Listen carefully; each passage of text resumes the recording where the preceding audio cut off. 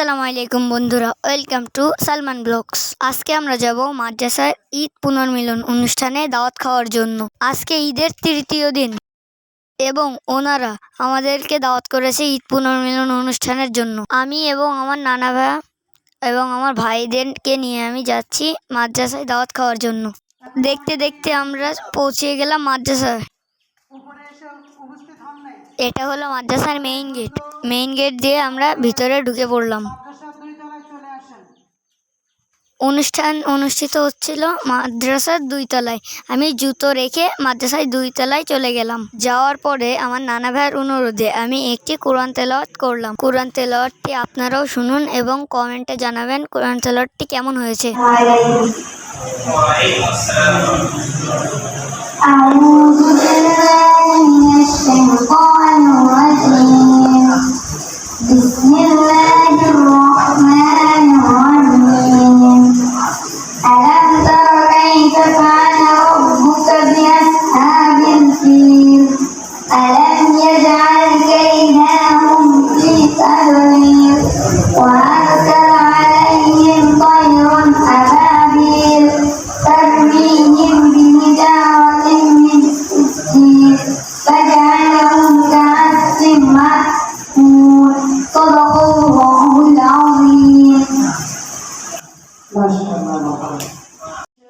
এরপরে আরো অনেকে অনেক গজল পরিবেশন করলো।